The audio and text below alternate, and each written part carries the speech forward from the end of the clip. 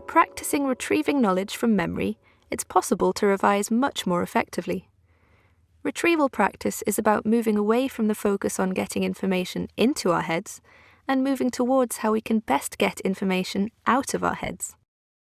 It's often called the testing effect, as it's closely associated with tests and assessments. Input less, output more, and test, test, test.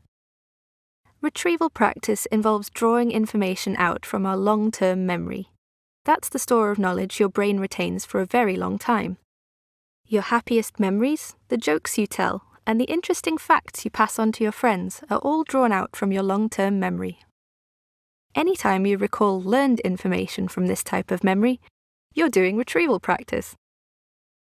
Many people mistakenly believe that retrieving knowledge from memory is a fixed ability that we can't improve. However, research shows that we can, and retrieval practice has been well researched for over a century. In 2009, a researcher split students into two groups. The first group studied the same material over 4 separate sessions and were then assessed on how much they could remember. The second group were allowed to study the same material for only 2 sessions, but after each session they were given short tests on the material before the final assessment. The second group remembered 30% more of the material than the first. We know through research like this that retrieval practice works. But how?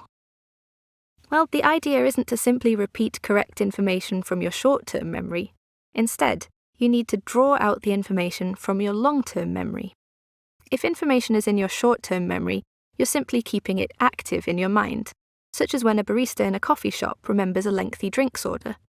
The barista is unlikely to remember that order in an hour's time, and certainly not the next day. It's important that when you use retrieval practice, you only use your long-term memory. You can do so by making sure you stop thinking about the necessary information for a while, before you retrieve it. Every time you retrieve information from memory, you make the pathway to that information stronger. It's a lot like walking down a forest path. If you keep walking down the path, it will clear over time and become distinct. It'll be easier to find and revisit each time you need it. If you only walk down the path once, it will become overgrown and hard to find.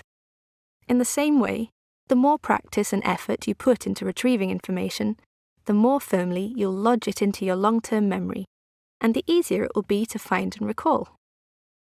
Remember, this technique might seem difficult, but it's important to keep trying and not to give up. The harder the learning may seem to you, the more likely you are learning.